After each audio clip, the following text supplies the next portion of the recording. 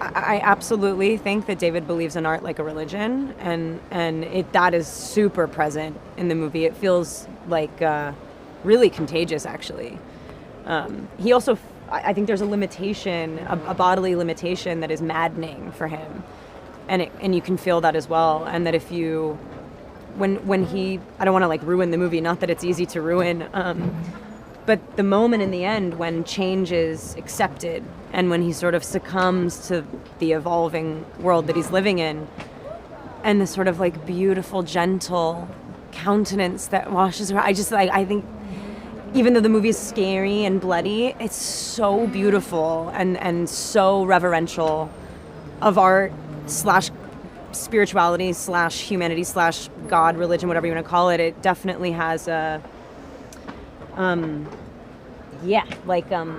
it's like secular religion, because I like deviant art. I like marginal, deviant sexual stories where not everyone has the same sex, but everyone experiences their body differently, and to sort of, I don't know, to find eroticism in things that are not normally considered in that way, it sort of forces you to understand that maybe your first instinct is not your only one.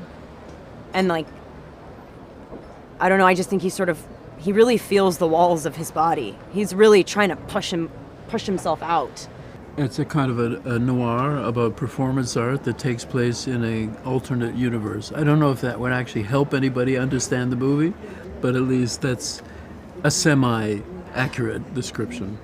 I think there's already so much, let's say on the internet and so on, about alternate forms of sex and sex that doesn't involve intercourse, and it's a sort of a search for a different kind of eroticism that is maybe exotic or invented. You know, people who have fetishes that you wouldn't imagine, that are not sort of classic, if I can say that, you know, not the classic shoe fetishist or whatever. People are inventing new fetishes that maybe have something to do with new media, social media. Even the weird eroticism of TikTok, you know, is like, what is that? You know, is that pornography or what is it? You know, and nobody really knows, you know. So I do think we're constantly reinventing sex and sexuality. It's never been simple for humans. It's always got the element of politics, of culture, of economics, of you know, the environment. I mean, the context. You know, so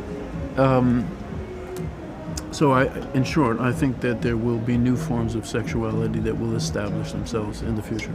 I don't know if there's a religious thing. I mean, there's imagery. That final image is reminiscent of other images in other films that I probably don't need to mention them, but I think there's a surrender, a final surrender, a sacrifice to something new, unexpected, surprising to him and to Caprice. And there's also something there in that love story that I find really beautiful. There's a willingness, especially on her part in that last moment, to sacrifice her own creative, individual ambition for the sake of the physical well-being of her creative and life partner, and I found that very touching. You know what I mean? So in that sense, I guess it's I don't know if religious, but there's a transformation, transfiguration even, that happens at the end. The film, a film as its own mystery, and it's just it's also an experience that you have, and you will have your own interpretation of the film. And what I love about films is that I love to have my own interpretation when I watch a film. But when I act in a film, what I love is to hear people's interpretations. And I mean, what I have to say about the film is not so interesting, you know? I feel that all the things that I like, all the things that I want to say are in the film.